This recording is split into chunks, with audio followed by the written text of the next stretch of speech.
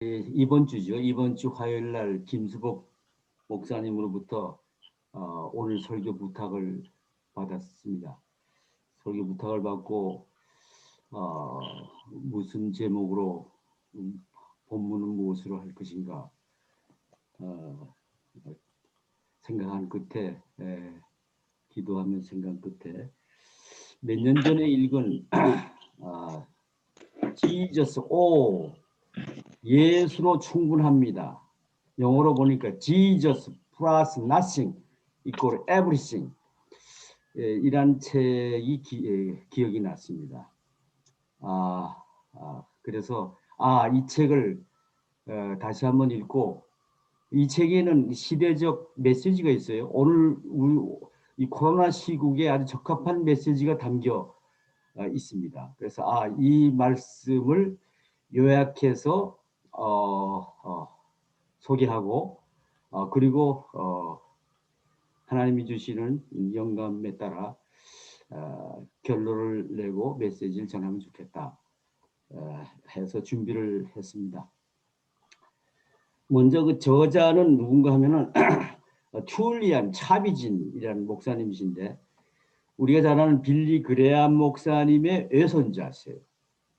미국 플로리다주 클로리치 장로교회 담임 목사이시고 그리고 주목받는 차세대 목회자로 존경받고 있는 분입니다. 10대 시절 그는 요나처럼 하나님을 피해 달아나 오랜 시간 영적 방황 시간을 보냈습니다. 20대 초에는 마침내 자신을 포기하지 않으시고 끝까지 추적하신 하나님을 인격적으로 만나는 체험을 하고 그는 그래서 주의 종이 되었습니다. 그가 처음 개척한 플로리다주 뉴시티 교회에서 그는 처음에 승승장구하였으나 클로리치 장로교회와 통합 과정에서 시험을 받고 영적 방황과 고통을 겪습니다. 그럴 무렵 감사하게도 휴가가 찾아왔고 그 휴가 기간 중 성경 특히 골로새서를 읽으면서 성령님이 그의 눈을 열어 그리스도와 복음만으로 모든 것이 충분하다는 사실을 깨닫게 해주셨습니다.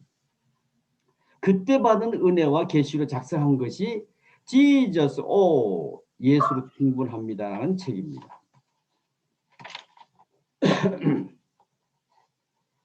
새해 2021년 신축년이 시작되었습니다. 신축년 하면 음력을 기준으로 하는 것입니다. 오늘이 7일이요 4일 후면 음력으로 구정설날입니다.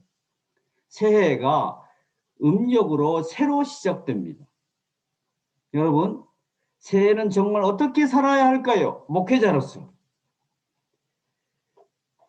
주님은 새술은 세푸대에 담으라고 말씀하셨습니다. 이 말씀은 예수님이 공생의 당시 복음이시요 그리스도이신 예수를 배척하는 유대 종교 지도자들에게 하신 말씀으로 옛 언약인 율법주의적 의식을 가지고는 새 언약의 복음을 받아들일 수 없음을 가리키신 말씀입니다.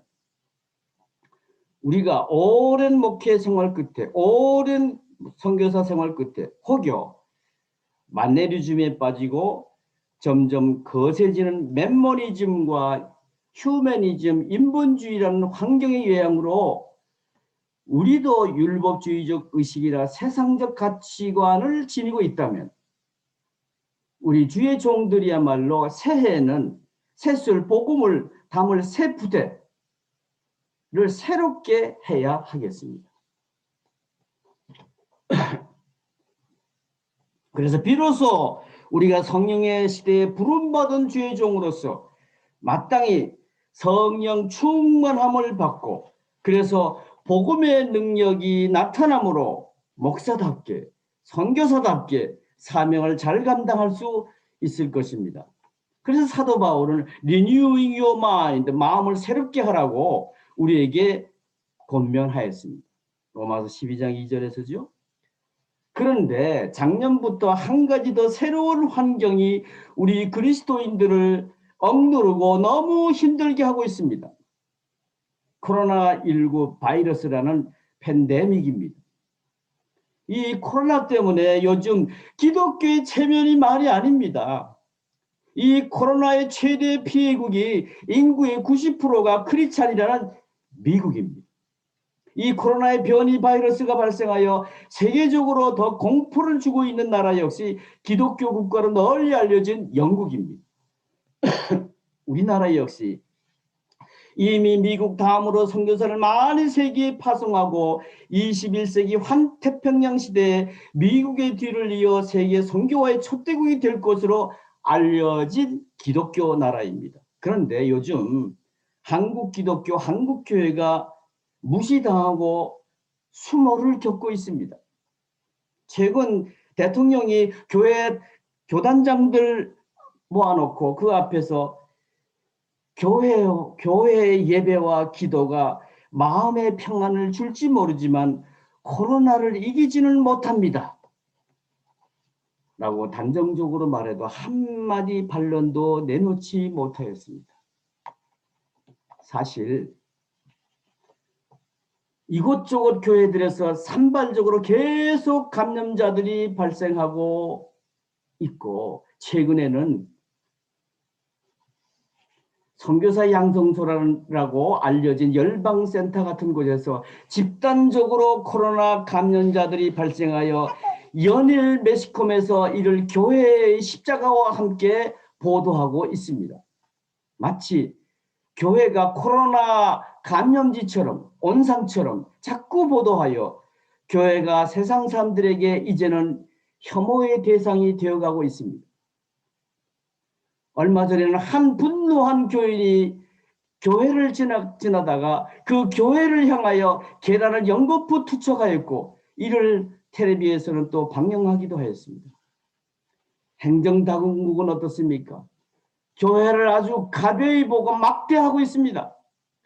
백화점이나 전철은 그대로 두고 교회에 대해서만은 모든 대면 예배를 금지시키고 아예 몇몇 교회를 폐쇄 조치까지 하기도 하였습니다. 기독교가 교회가 무력하게 보입니다. 코로나가 지나가면 교인 수가 현재 숫자의 3분의 1 내지 4분의 1은 감소할 것이라는 우려가 목사님들의 모임에서 흘러나오고 있습니다. 성도들의 믿음이 흔들리고 있다는 얘기입니다. 여러분, 우리 그리스도인들에게 예수로만은 뭔가 부족합니까? No! 투틸리안 차비진 목사는 그의 책 Jesus All에서 예수로 충분합니다라고 외치면서 그의 영적 체험과 함께 성경적으로 그 사실을 증거하고 있습니다. Jesus All! 이 책을 토대로 한 이 아침 설교가 교회가 무시되고 조롱당하는 이 암울한 혼돈의 시대에 우리 목회자들부터 Jesus All! 예수로 충분합니다라고 외칠 수 있는 믿음을 새롭게 할 수 있게 되기를 바랍니다. 이 설교가 우리의 그런 영적 필요를 충족할 수 있게 되기를 바랍니다. 먼저 이 책의 내용을 요약해서 소개해 보고자 합니다. Jesus 플러스 nothing equal everything. 이 내용의 요약을 소개합니다. 첫째, everything, 모든 것. 여러분, 모든 인간 안에는 더를 외치는 만족할 줄 모르는 갈망이 있습니다.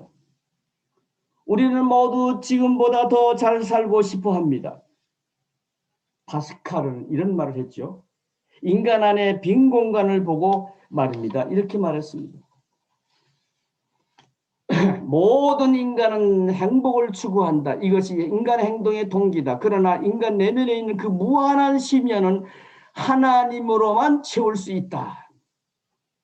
우리가 채우려는 공백을 느끼고 메우려고 하는 시도는 잘하는 것입니다. 하지만 여러분, 그 공백을 어떻게 메워야 할까요? 가장 좋은 출발점은 다음과 같은 사실을 우리가 인정하는 것입니다. 하나님의 아들 예수 그리스도가 이 세상에 오셔서 이미 우리와 같은 죄인들을 위해 그 모든 것을 확보해 놓으셨다는 사실을 믿어야 합니다. 하지만 우리는 내면의 갈망을 채우려고 할 때 주님을 쉬이 외면하곤 합니다. 그리스도인이 아닐 적에는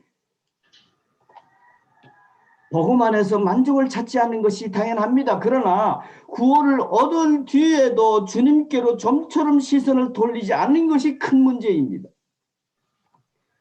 복음이 구원으로 들어가는 관문이라고만 생각할 뿐 그 후에는 우리 자신의 노력과 성과로 그 구원을 유지해야 한다고 생각하는 사람이 그리스도인 사이에 너무 많습니다.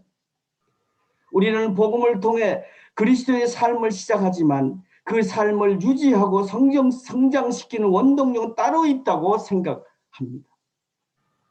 그게 문제라는 것이죠. 두 번째, nothing. 제로라는 얘기죠.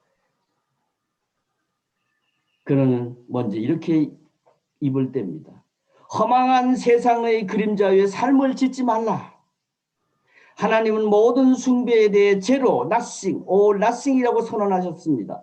이사야 41장 24절입니다. 보라, 너희는 아무것도 아니며 너희 일은 허망하며 너희를 택한 자는 가증하리라. 여러분, 물질과 성과를 삶의 근원이요 우상으로 삼는 결과는 그런 것이라는 것이죠. 두 번째 또 이렇게 얘기합니다. 모든 것은 그분이 제로가 되시다. 빌립보서 2장 7절에 모든 것이신 예수님이 사람이 되셨고, 골로새 오늘 본문이기도 합니다. 1장 19절에 하나님은 예수님 안에 모든 것만이 거하게 하셨다. 예수님은 하나님과 본체시지만 하나님과 동등됨을 취하지 않으시고 오히려 자신을 비우셨습니다. 모든 것이신 그분이 그래서 재료가 되셨습니다. 모든 것이신 그분이 재료가 되셨습니다. 여러분, 바로 우리를 위해서 말입니다. 십자가 위에서 예수님은 우리의 죄를 대신 짊어지셨습니다. 덕분에 우리의 파멸적인 죄로 속으로 그분의 모든 것 곧 그분의 의가 들어왔습니다. 바로 이것이 영광스러운 교환입니다. 이것이 복음입니다. 복음은 아무것도 가지지 못한 재료를 영광스럽고 완벽하고 온전한 모든 것으로 만들어줍니다. 두 번째, 큰 두 번째죠. Jesus, 예수입니다. 골로새서는 어떤 성경보다도 더 충만하고 더 깊은 예수님의 임재를 표현하고 있습니다. 나는 골로새서를 통해 복음으로 충만한 사람이 어떤 의미인지를 점점 더 깊이 알아갔습니다. 저자의 얘기입니다. 내가 보잘것없는 것들에 얼마나 철저히 지배를 당해왔으며 예수님이 어떻게 나를 해방시켰는가를 똑똑히 깨달았습니다.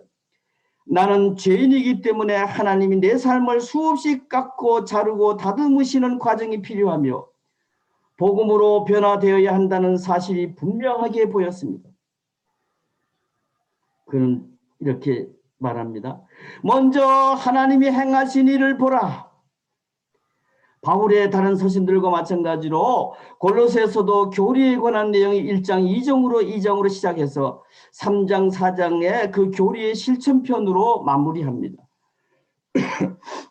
문법 용어로만 말하자면 바울은 수직적 진술, 즉 하나님이 그리스도 안에서 우리를 위해 행하신 일로 시작해서 수평적인 명령, 즉 그 은혜를 받은 우리의 마땅한 삶으로 끝맺음을 합니다. 이런 순서가 여러분 매우 중요합니다.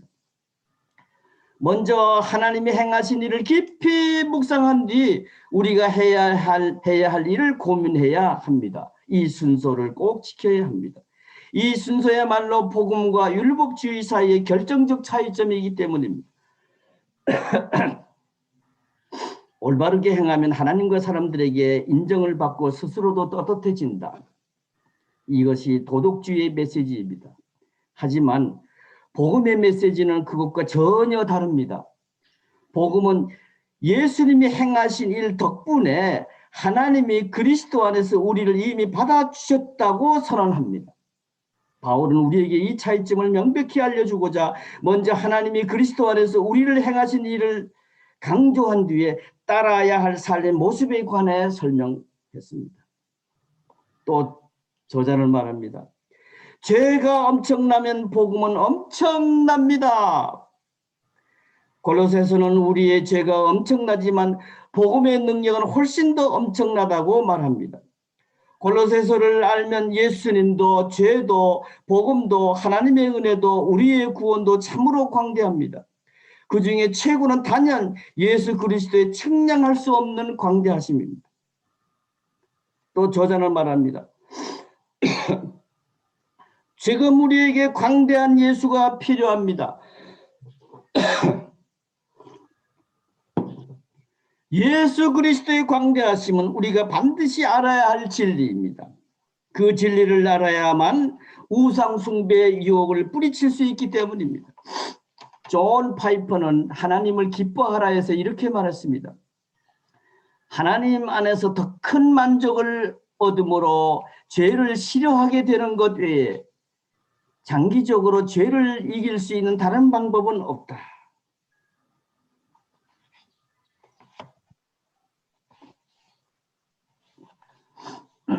그렇다면 어떻게 해야 할까요?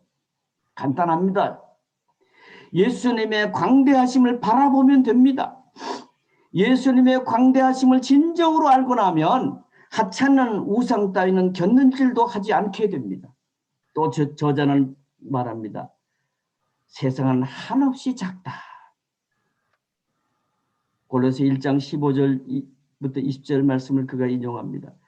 그는 보이지 아니한 하나님의 형상이시요 모든 피조물보다 먼저 나신 이시니 만물이 그에게서 창조되되 만물이 다 그로 말미암고 그를 위하여 창조되었고 또한 그가 만물보다 먼저 계시고 만물이 그 안에 함께 섰느니라. 그는 맨 먼저 나신 이시니 이는 친히 만물의 으뜸이 되려 하시며 아버지께서는 모든 충만으로 예수 안에 거하게 하시고 아버지께서는 모든 충만함으로 예수 안에 거하게 하시고 그의 십자가의 피로 화평을 이루사 자기와 화목하게 되기를 기뻐하십니다. 사실 모든 것이란 단어는 오직 예수님만을 위한 단어입니다. 바울은 예수님이 모든 것이며 그분에 비하면 이 세상의 모든 것은 한없이 작다는 것을 일깨워줍니다. 하나님은 예수님은 무한히 광대하시고 우리 자신은 미미하다는 깨달음에서 오는 특별한 자유를 맛보라고 말씀하십니다. 또 저자는 예수님 세상을 내 것이다 선포하신다. 바울은 예수님을 모든 피조물보다 먼저 나신 이라고 선언했습니다. 바로 직전에 골로새 1장 17절에서도 만물이 그리스도에 의해 그분을 통해 그분을 위해서도 창조되었다고 분명히 말합니다. 따라서 모든 피조물보다 먼저 나신 이는 모든 면에서 만물 위에 으뜸가는 지혜를 의미한다. 다시 말해 이것은 예수님이 곧 하나님이시라는 말이다. 예수 그리스도는 만물을 다스리신 주님이시다. 찬양의 분위기는 점점 더 고조되어 바울은 골로새 1장 17에서 만물이 그 안에 함께 서느니라고 선포합니다. 인간의 머리로는 이해할 수 없지만 분명 그리스도는 여러분 만물의 중심점이십니다. 물리적으로만 그런 것이 아니라 모든 면에서 그렇습니다. 그리스도에게서 조금만 떨어져도 우리 삶이 무너지고 부서지는 이유가 여기에 있는 것입니다. 여러분 삶이 부서져 내리는 때가 있습니까?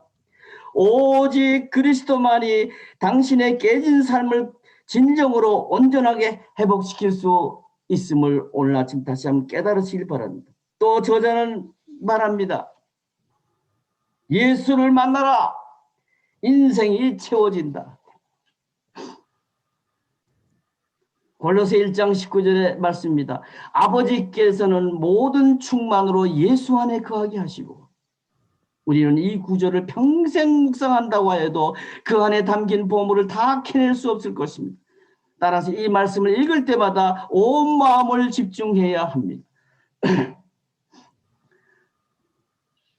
성부 하나님의 선함과 위대함, 영광스러움, 거룩함, 의로움에 관한 성경 구조는 성자 하나님이신 예수 그리스도께도 똑같이 적용됩니다. 이것이 언제나 구약을 읽으면서도 예수 그리스도를 떠올려야 하는 이유입니다. 구약에 나타난 하나님의 이미지는 곧 예수 그리스도의 이미지이기도 합니다. 또 저자는 말합니다. 모든 복이 그리스도 안에 있다.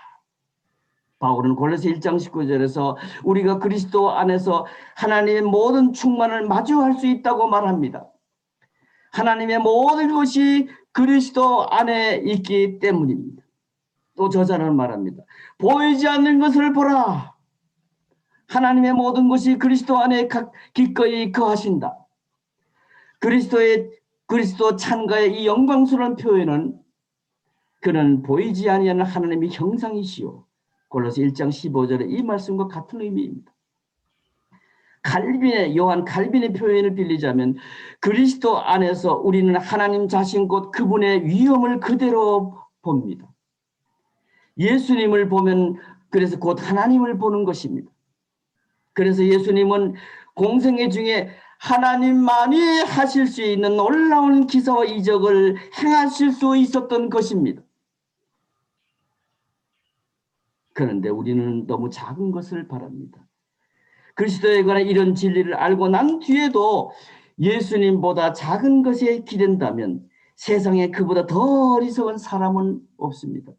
이 사실을 떠올릴 때마다 프랜시스 셰퍼의 말이 생각납니다. 저자의 말입니다.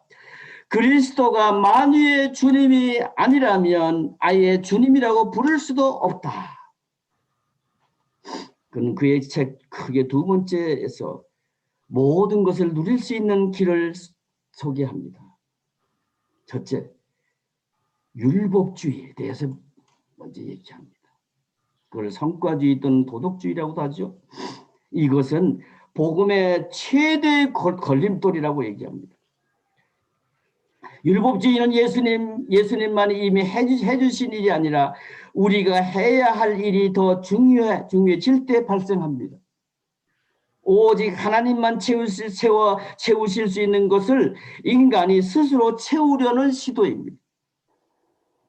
그리스도가 아닌 자신을 의지하는 태도입니다. 자신이 정한 기준에 따라 자신의 노력으로 자신을 구원하고 성화하고 만족시키려는 행동입니다. 우리에게 내재한 이런 기본적인 성향을 인정하는 것은 그런데 결코 쉬운 일이 아닙니다. 오랫동안 교회에 다닌 사람일수록 자신 안에 있는 율법주의를 잘 일식하지 못합니다. 교회에 만연한 도덕주의가 바로 그것입니다. 자기에 의해서 비롯되는 선행, 자기 순종을 자랑스러워하는 태도야말로 그리스도인에게 가장 무서운 적입니다. 그럼에도 불구하고 우리는 왜 율법주의, 성과주의, 도덕주의로 자꾸만 기우는 걸까요? 그것은 율법주의가 우리의 자존심을 세워주기 때문입니다. 내가 그 일을 했어 하면서. 우리는 영혼의 갈망을 채우기 위해 달성 가능한 도덕적 규칙들을 정하고 이 규칙들을 뒷받침해주는 성경 구절들을 취사 선택합니다. 그리고 이 규칙들을 지키면서 마치 성경 전체에 순종하는 것처럼 정당화합니다. 우리는 스스로 만든 규칙을 지키며 주님이 기뻐하신다고 자신을 속입니다. 하지만 그것은 착각일 뿐 사실은 예수님보다 우리 자신을 더 믿는 것일 뿐입니다. 규칙을 열심히 지키면 우리가 절실히 원하는 그것이 우리 손에 들어온다고 착각합니다. 또 저자는 말합니다. 우리의 순종에 달려있지 않다. 설상가성으로 교회의 가르침과 설교가 자기 우상 숭배를 더욱 부추기고 있습니다. 오늘날 수많은 설교가 알게 모르게 도덕주의를 퍼뜨리고 있습니다. 도덕주의적인 설교로 하나님이 우리의 성과를 보시고 복을 주신다는 가설에 힘을 실어줍니다. 많은 사람이 구원받는 일에는 선행이 필요하지 않다고 여기면서도 하나님의 은혜를 복을 받기 위해서는 선행이 필요하다고 믿습니다. 요즘 이런 설교가 너무너무 많죠. 조금만 더 열심히 라는 말이 후렴구처럼 끊임없이 반복됩니다. 이런 설교는 우리를 자꾸만 성과주의 그리스도인의 삶으로 몰아갑니다. 수많은 설교자가 복음, 예수님이 해주신 일은 전하지 않고 입만 열면 율법, 우리가 해야 할 율법 타령입니다. 세상은 우리 자신이 커질수록 더 자유로워진다고 말합니다. 현대교회는 이런 교만한 세상 문화를 여과없이 받아들여 당신은 할 수 있다 라는 식의 설교로 예배를 마치 자기개발 세미나처럼 변절시켰습니다. 하지만 복음의 방향은 정반대입니다. 복음은 성자들이 아닌 패자들에게 선포되는 복된 소식입니다. 복음은 나 혼자의 힘으로 삶의 목적을 달성할 수 있다는 착각에서 해방되기를 간절히 원하는 자들을 위한 희소식입니다. 사람들을 순종으로 이끄는 유일한 방법은 그들에게 하나님의 무조건적인 은혜를 맛보여 주는 것입니다. 오직 은혜만이 인간의 마음을 녹여 외면을 변화시킬 수 있습니다. 율법주의와 도덕주의, 성과주의 결과는 그러므로 비극일 뿐입니다. 그 비극의 폐해를 볼까요? 저자는 4가지를 얘기합니다. 첫 번째 폐해는 권리의식을 자극해 불평꾼들을 낳는 것이다. 우리는 하나님을 위해 노력하면 그분의 사랑을 받을 자격이 있다고 생각한다. 그래서 만약 하나님이 우리의 기도에 부응하시지 않으면 불평하고 화를 낸다. 두 번째 폐해는 복음의 감격을 희석시킨다는 것이다. 세 번째 폐해는 우리를 노예 상태와 절망으로 몰아간다는 것이다. 해야 할 일, 그야말로 끝이 없습니다. 하나님의 복이 우리 행위에 달려있다면 그 무서운 부담감에 신음할 수밖에 없다. 네 번째 폐해는 자기처럼 살지 않는 사람을 정죄하고 멸시하고 비난한다. 또 저자는 말합니다. 내면의 청소부터 시작하라. 인간 문제의 핵심은 곧 마음의 문제다. 따라서 규칙과 선행, 개인적 성공은 해법이 아니다. 겉이 아니라 속부터 변해야 한다. 그리고 이 내면의 청소를 시작할 수 있는 분은 오직 예수님이시다. 그래서 모든 것을 누릴 수 있는 길을 제시합니다. 날마다 은혜의 자리에 머물라. 복음은 예수를 영접한 후에도 필요하다. 그리고 소제목으로 이렇게 얘기하죠. 그리스도 안에 모든 답이 있다. 예수 그리스도는 앞에서 보았듯이 광대하신 하나님이시다. 십자가 위에서 다 이루심으로 모든 것을 지니신 만유의 주이시다. 그리스도가 우리를 위해 완벽하게 이루신 일 덕분에 우리에겐 더 이상 우상이 필요하지 않습니다. 그거 외칩니다. 두 번째로 성화는 매일 칭의의 자리로 돌아가는 것이다. 자신의 성과와 능력을 믿던 사람에서 그리스도께서 완성하신 일을 믿는 사람으로 여러 번 변했습니까? 그렇다면 당신을 위한 복된 소식이 있습니다. 곧 골로새서 1장을 보면 이미 당신은 하나님 자녀의 자격을 얻었고 구원받았으며 죄에서 옮겨졌고 용서를 받았다. 우리가 그리스도 안에서 이미 얻은 지위를 날마다 더 깊이 이해해야만, 우리가 그리스도 안에서 이미 얻은 지위를 날마다 더 깊이 이해해야만 하나님이 원하신 삶을 실제로 경험할 수 있다. 예전에는 그리스도인으로 성장하기 위해서 내게 부족한 품성과 태도를 스스로 채워야 한다고 생각했다. 예컨대 희락과 인내, 충성 등을 내 안에 자꾸 더 꾹꾹 눌러 담아야 신앙생활이 성장한다고 생각했다. 그러던 어느 날 그것이 성경의 가르침과 전혀 다르다는 사실을 나는 깨달았습니다. 그것은 복음이 아니었습니다. 성경은 우리가 그리스도 안에서 이미 가진 것을 더 깊이, 그리스도 안에서 이미 가진 것을 더 깊이 깨달음으로 성장한다고 가르치고 깨달았습니다. 따라서 신앙 성장의 열쇠는 자신과 자신의 성과에서 자꾸만 눈을 떼고 예수님과 그분의 성과로 시선을 돌리는 것입니다. 복음이 아닌 자신의 노력에 기댈수록 자기중심적인 사람으로 변합니다. 성화는 매일 칭의의 자리로 돌아가는 것이다. 그는 그렇게 정의를 내렸더라. 매일 우리가 그리스도 안에서 죄 용서 받았다는 확신으로 돌아가는 것이다. 다시 말해 그리스도인의 성장은 그리스도가 죄인들을 위해 이미 행하신 일을 더 깊이 받아들일 때 이루어진다. 나도 이 사실을 깨닫고 나서 성경 읽는 방식이 완전히 변했습니다. 성화, sanctification은 우리가 그리스도 안에서 죽고 그리스도 안에서 부활했다는 사실을 복음으로 은혜받아 매일 되새길 때 이루어진다. 우리는 복음 속으로 그래서 더 깊이 들어가야 합니다. 그래서 하나님이 그리스도 안에서 우리를 위해 이미 완성하신 일을 더 깊이 이해하고 받아들여야 합니다. 그래서 우리가 그리스도 안에서 이미 받은 하나님의 용서와 능력을 더 풍성히 맛보게 되고 우리는 그리스도의 종이야말로 참된 자유인이고 세상 문화가 부추기는 자기 도치는 노예 상태라는 사실을 배웁니다. 매일같이 자신을 위해 이 복음을 선포하면 우리 삶 속에 우상들이 분명히 보이고 그것들을 물리칠 수 있는 의지와 힘이 생길 것입니다. 참된 자유는 우리 스스로 이루어내야 한다는 광복관념이 복음 앞에서 산산이 부서지면 찾아옵니다. 이제 우리가 하나님의 말씀에 순종하고 그분의 뜻을 날마다 더 온전히 행하는 것은 심판이나 정죄에 대한 두려움 때문이 아니라 그분의 놀라운 은혜에 대한 순전한 감사에서 우러나오는 것입니다.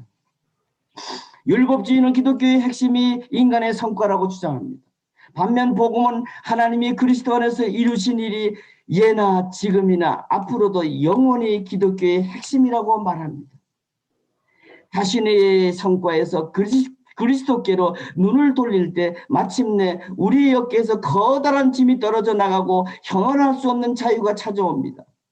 다시 한번 말하지만 복음은 예수님을 영접하기 전뿐 아니라 그 이후의 삶에도 여전히 필요합니다. 너희는 그리스도에게서 끊어지고 은혜에서 떨어진 자로다. 갈라디아 5장 4절 말씀. 은혜에서 떨어졌다니 섬뜩하지 않습니까? 그런데 바울이 심한 표현을 부도덕이나 불경이 아닌 율법주의에 대해 사용했다는 사실이 흥미롭습니다. 그것은 우리가 은혜로만 의롭다 하심을 받고 은혜로만 성화되고 은혜로만 영화로워진다는 사실을 알았으면 한 바람이 그는 절실했기 때문입니다. 그러므로 다른 길은 없습니다. 그리스도인의 삶은 처음부터 끝까지 복음을 통한 은혜로 사는 삶입니다. 자신의 승리를 머릿속에서 지워버리고 우리를 위한 그리스도의 승리를 바라볼 때 말할 수 없는 자유가 찾아옵니다. 우리는 해낼 수 있습니다. 단 복음의 은혜 안에서. 복음에서 무엇을 더 해봤자 더 플러스 해봤자 더 큰 구원이 찾아오지 않습니다. 예수님 더하기 제로는 모든 것이죠. 그렇죠? Jesus plus nothing equal everything 것이며 모든 것 빼기 예수님은 제로입니다. Everything minus Jesus is nothing. 즉 우리에게 예수로만 충분합니다. 결론입니다. 제가 결론을 이렇게 만들어 봤습니다. It is finished. 다 이루었다. 하나님은 예수님 안에 모든 것이 거하게 하셨다. God was pleased to have all fullness dwell in him. 골로새 1장 19절 오늘 본문이죠. 첫째, 그러므로 예수님이 다 이루셨기 때문에 하나님이 예수님 안에 있는 모든 충만이 거하게 하셨기 때문에 복음에 무엇을 더할 필요가 없습니다. 그러므로 우리에게 다른 길은 없습니다. 오직 복음입니다. 우리에게 예수만으로 충분합니다. Jesus all. 이와 관련하여 저자 줄리안 차비진의 말을 다시 한번 들어봅시다. 그리스도 안에 모든 답이 있습니다. 먼저 하나님이 행하신 일을 보십시오. 예수 그리스도의 광대하심은 우리가 반드시 알아야 할 진리입니다. 예수 그리스도는 만물을 다스리시는 주님이십니다. 하나님의 모든 것이 그리스도 안에 기꺼이 거하십니다. 수많은 설교자가 복음, 예수님이 해주신 일은 전하지 않고 입만 열면 우리가 해야 할 율법 타령입니다. 세상은 우리 자신이 커질수록 더 자유로워진다고 말합니다.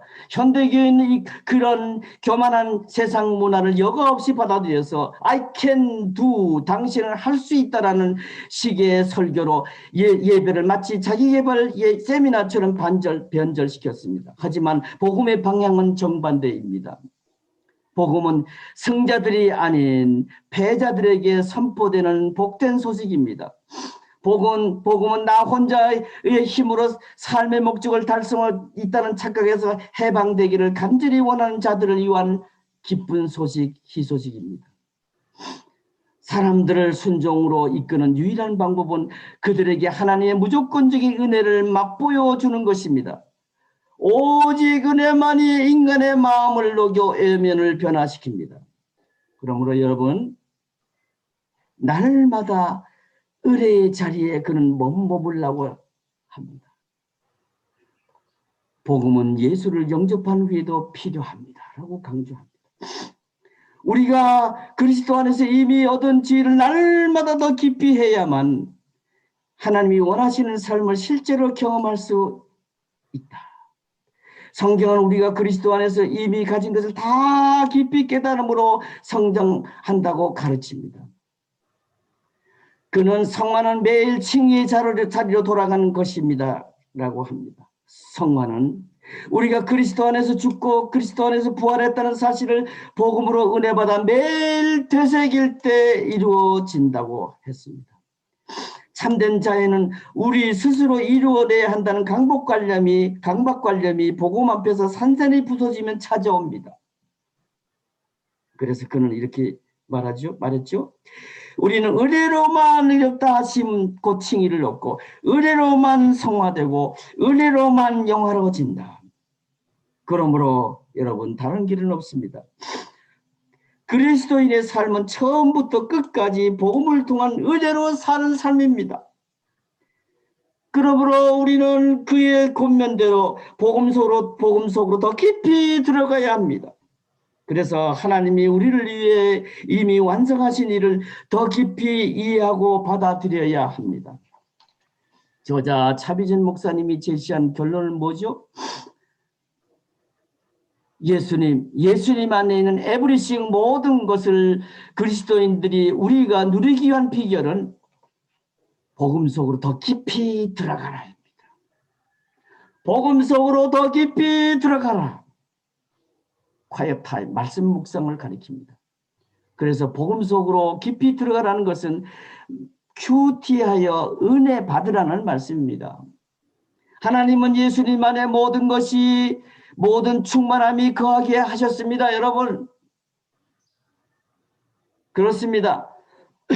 하나님의 모든 것이 그리스도 안에 충만히 거하고 있습니다. 그러므로 저자가 복음에 더해봤자 더 큰 구원이 찾아오지 않는다라고 했듯이 우리는 이제부터 복음에 무엇을 더하려고 하지 맙시다. 대신 예수 그리스도 곧 복음 속으로 더 깊이 들어갑시다. 즉 복음을 즐거워하여 매일 말씀 묵상 큐티합시다. 그리하여 은혜 받읍시다. 그리고 그 은혜 중에 주님을 24시간 바라보고 은혜 중에 주님의 모든 명령에 순종하며 삽시다. 그러면 우리는 주님 안에 있는 모든 충만함을 내 것으로 소유하게 될 것입니다. 둘째로 은혜 곧 성령 충만 받으므로 우리의 믿음이 지저스 예수만으로 충분합니다로 되면 결과적으로 기대 가능한 변화들은 어떤 것일까요? 이 시작을 한 10분쯤 했으니까 지금 한 40분도 안 돼. 아직 저는 첫째로 그렇게 우리가 고백할 수 있게 되면요. 그래서 곧 하나님의 말씀을 깊이 들어가 즉 QT의 은혜 받게 되면요. 은혜는 곧 성령 충만이잖아요. 성령 충만받으면 우리의 영이 성숙해집니다. 믿음이 성숙해집니다. 그리고 저의 경험으로는 설교가 변해집니다. 그전에는 저는 남의 책을 좀 많이 보고 베끼기도 했어요. 근데 이 체험을 한다면 성령 충만함을 받으니까요. 묵상하면요. 하나님 막 영감을 주세요. 그걸 계시라고도 하죠. 그래서 그걸 논리적으로 정리해가지고 발표하니까 이게 훌륭한 설교문이 되더라고요. 그래서 매주일에 그 다음 막 기다려주는 거예요. 설교가 변합니다. 인간관계가 변합니다. 예전에는 율법주의로 살아서 그런지 그렇지 못한 형제를 보게 되면 막 정죄하고 경멸하고 비판했어요. 근데 지금은요. 은혜 중에 순종함으로 내가 했나요? 하나님의 은혜잖아요. 그래서 그렇지 못한 형제를 보면 기도해주고 축복해주고 그리고 그냥 불쌍히 여기고 오히려 그 장점을 보고 막 격려해주는 사람으로 바뀌더라고요. 기도응답의 변화도 이루어집니다. 요한복음 15장 7절 너희가 내 안에 있고 내 말이 너 안에 거하면 무엇이든지 원하는 대로 구하라. 그러면 다 이루리라. 기도응답의 비결이 담겨 있잖아요. 성령 충만 받으면 그분이 기뻐하신 일을 우리가 순종하게 되잖아요. 그럼 하나님은 얼마나 기뻐하실까요? 그래서 마태복음 6장 33절에 따른 축복의 약속을 받게 된다고 저는 믿습니다. 기도 응답도 이루어지고 그 다음에는 또 어떤 변화? 저는 얼굴의 변화도 나타난다고 봅니다. 이 성령 충만 받으면 어떻게 되죠? 구원의 감격이 회복되고 천국도 내 안에 다시 회복이 되죠. 천국은 로마서 14장 17절에서 뭐라 그럽니까? 성령 안에서 의와 평강과 희락이 평강과 희락 그 평안함이 그 기쁨이 내 마음을 채우게 되니까 얼굴은 마음의 창입니다. 그래서 내 얼굴이 바뀌는 거예요. 예수의 사랑이 담긴 예수님의 인격이 담긴 얼굴로.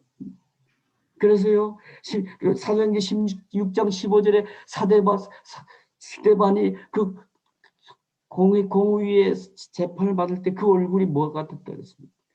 천사와 같은 얼굴로 바뀝니다. 사무엘상 16장 12절에 보면 하나님께서 내 마음에 합한 사람이라고 했던 그 다윗을 가리켜서 이렇게 설명했잖아요. 뭐죠? 그의 얼굴이 아름답더라. 아름답게 변합니다. 여러분 제 얼굴이 나이 80된 그런 노인의 얼굴로만 보입니까? 좀 아름답게 보이지 않아요? 자화자찬. 예, 얼굴이 변해요. 얼굴 건강의 변화도 이루어집니다.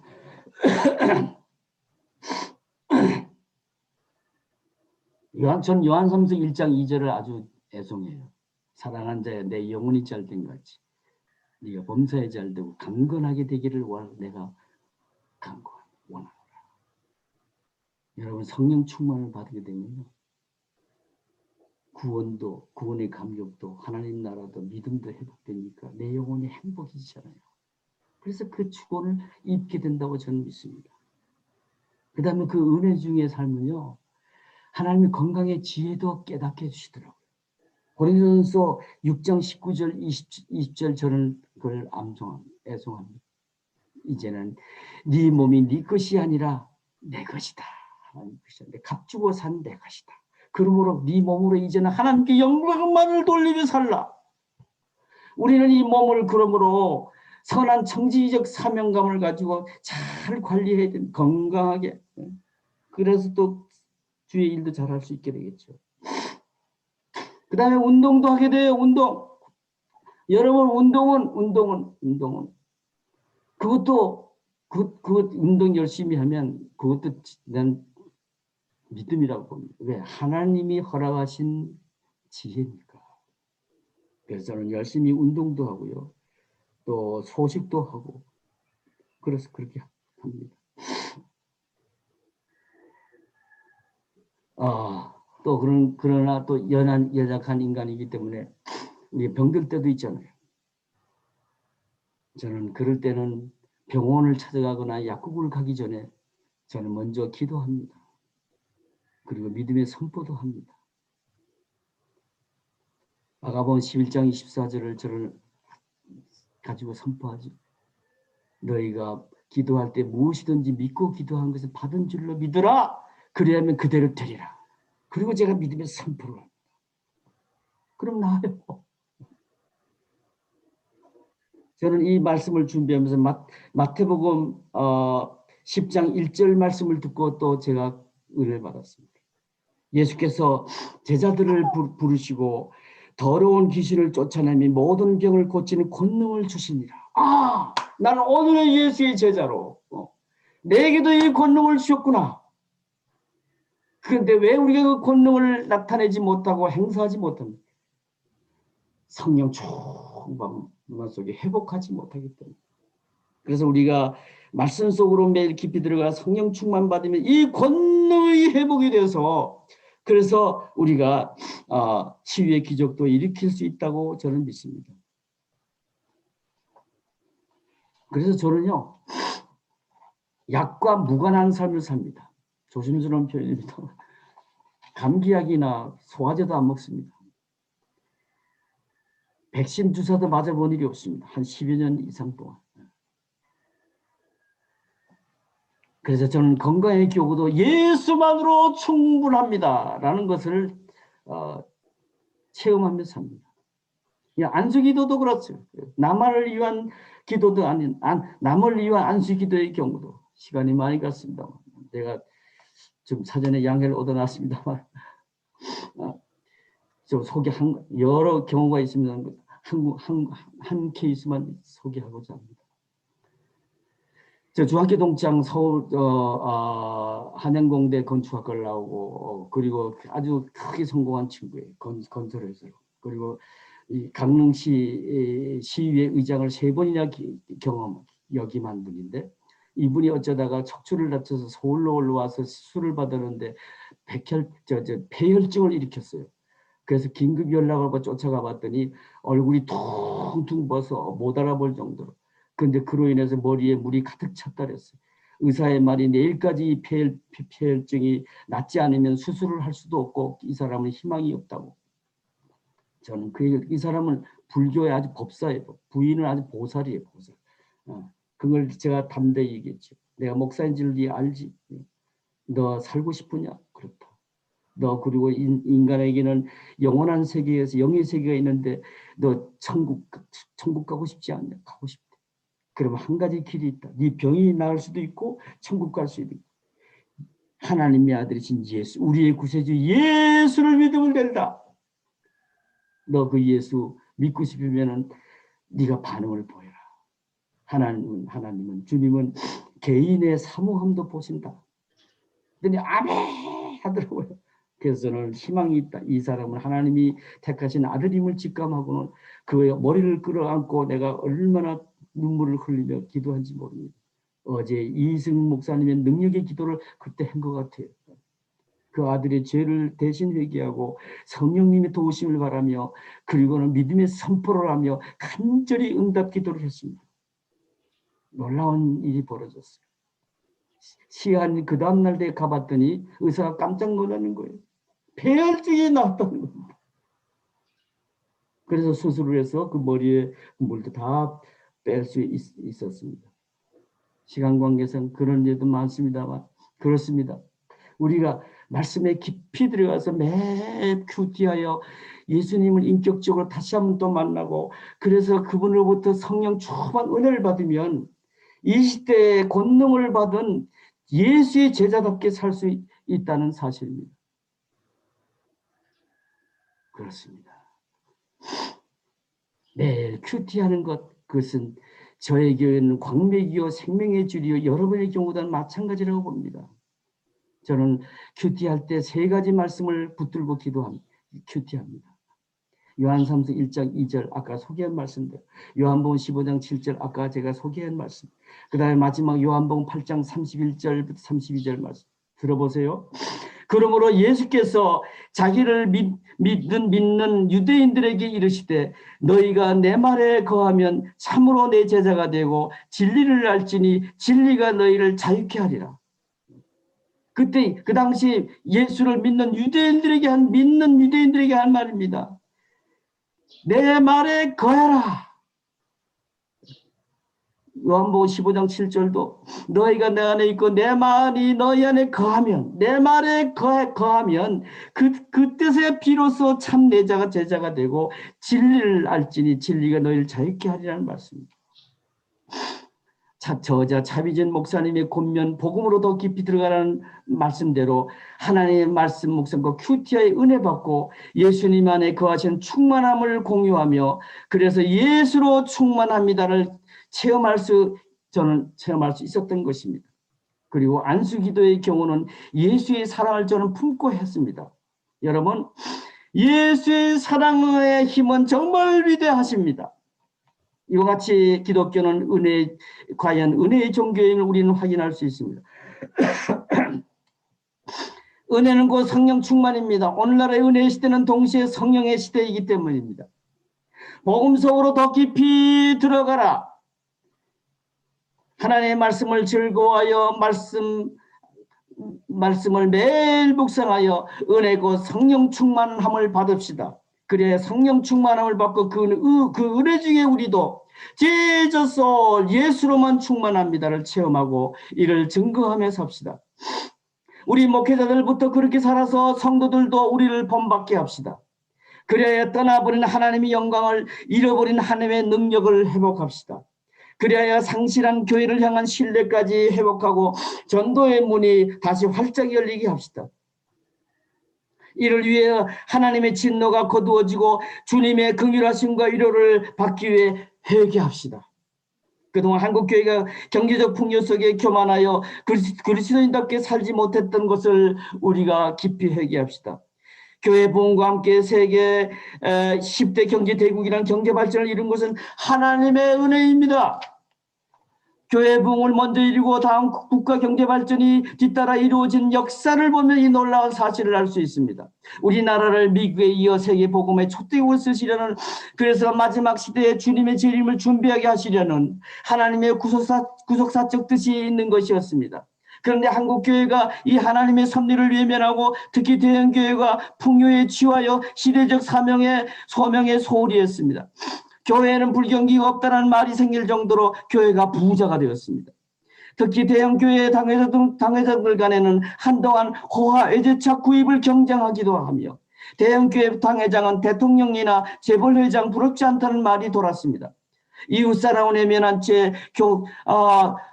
교만한 중에 풍요를 자기 교회, 자기와 자기 가족만을 위해 즐기며 낯뜨거운 각종 스캔들 추문이 발생하였댔죠. 그래서 이런 말이 오래전부터 돌기도 했습니다.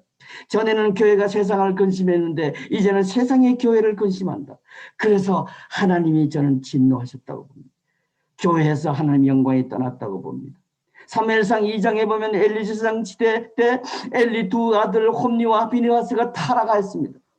그런 중에 블레셋과의 전투에서 이스라엘 군사들은 하나님의 임재의 상징인 언약궤를 홈니와 비느하스와 함께 앞세우고 싸웠으나 언약궤는 빼앗기고 이스라엘 군사 3만 명이 죽었습니다.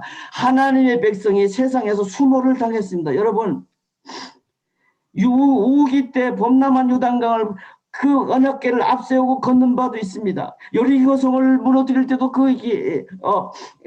하나님의 언약궤를 앞세웠던 바 있습니다. 근데 이게 이제는 웬일입니까? 이가봇 이스라엘에서 하나님의 영광이 떠났기 때문입니다. 하나님의 백성이 타락하고 회개하지 않으면 하나님의 영광이 떠나고 그래서 세상에서 무력한 패배자로 전락함을 보여준 사건입니다. 고린도전서 10장 11절 말씀입니다. 그들에게 즉 이스라엘에게 일어난 이런 일은 분부기가 되고 또한 말세를 만난 우리를 깨우치기 위하여 기록되었느니라. 오늘날 기독교가 교회가 코로나로 인해 세상에서 수모를 받으며 욕을 먹는 것도 이가봇 하나님의 영광이 교회에서 떠났기 때문이 아닐까요? 애드벤트 그리스도의 재림은 하나님이 이 땅에서 하실 마지막 구속사적 섭리이십니다. 주님의 세컨 커밍 재림은 마태복음 24장 14절 말씀대로 복음이 모든 백성에게 즉 땅끝까지 전해질 때 이루어집니다. 복음 전파는 예수의 제자들인 교회만이 우리 목회자들만이 예수의 제자만 할 수 있는 일이요 사명입니다. 그래서 그 사명을 더 그레이트 커미션이라고 불리워집니다. 그런데 하나님이 축복하시며 큰 기대를 걸었던 기독교 국가들 미국, 영국 그리고 한국까지 축복의 풍요 속에서 사명 위에서 잠자는 정도가 아니라 타락하여 세상으로부터 외면당하고 있습니다. 그래서 세계 복음화율이 높아지기는커녕 한국도 감소하고 있습니다. 하나님이 진노하셨습니다. 코로나는 무서운 재앙을 그래서 내리셨다고 저는 봅니다. 그래서 교회에서 하나님의 영광이 떠나 교회가 마치 코로나의 온상인 것처럼 보이게 하시고 세상의 수모와 조롱을 받게 하셨다고 봅니다. 그러므로 코로나의 종식을 위해서는 백신 개발이나 백신 접종보다 더 중요하고 시급한 것은 이 땅 위의 교회들이 회개하는 것이라고 생각합니다. 우리나라 교회들이 먼저 회개합시다. 우리 한국 교회를 20세기, 21세기 들어 한국에, 미국에 이어 세계 선교의 촛대국으로 정하신 것이 이때를 유함이 아닐까요? 오늘 우리 목회자들부터 회개합시다. 성도들을 탓할 것이 없습니다. 성도들이 타락했다면 우리 목회자들이 잘못 양육했기 때문입니다. 이러한 때에 하나님은 투리안 자비진 목사님을 통해 시적절하게 가르침을 주시고 계십니다. 눈을 들어 예수를 바라보라. Jesus, 예수로 충분하다. 왜? 나 하나님이 예수 안에 모든 것을 충만하게 거하게 했기 때문이다. 이를 위해 복음 속으로 매일 깊이 들어가라. 여러분 회개도 은혜 받아야 합니다. 복음 속으로 더 깊이 들어가라. 여러분 하나님 말씀만이 복음만이 우리의 소망입니다. 기도할 시간입니다. 말씀 맞춰주세요. 예, 하나님 말씀을 즐거워해 매일 큐티 말씀 묵상합시다. 그래서 매일 은혜 풍성고 성령 충만함을 입읍시다. 그래야 은혜 중에 먼저 하나님 앞에서 깊이 회개하여 하나님의 진노가 이 땅 위에서 거두어지게 합시다. 그리고 예수님 안에 충만하게 거하신 에브리싱을 소유하고 누립시다. 그리고 찢어서 예수로 충만합니다 함을 증거하여 성도들도 본받게 하여 교회에 하나님의 영광이 다시 임하게 합시다. 그리하여 우리 그리스도인들 교회로 인하여 코로나가 사라져 세상 사람들이 우리 교회의 덕으로 다시 행복을 누리게 합시다. 그리하여 복음의 능력과 함께 교회에 대한 신뢰가 회복되어 전도의 문이 활짝 열리게 합시다. 이런 은혜가 음력으로 새로이 2021년 새해 시작을 앞두고 있는 저와 여러분 위에 임하시게 되기를 주님의 이름으로 축원합니다. 네. 설교 다 마쳤습니다. 네, 우리 잠깐 통성으로 기도하고 여두성 목사님 같이 기도해 주시고 원효 목사님 투표하시고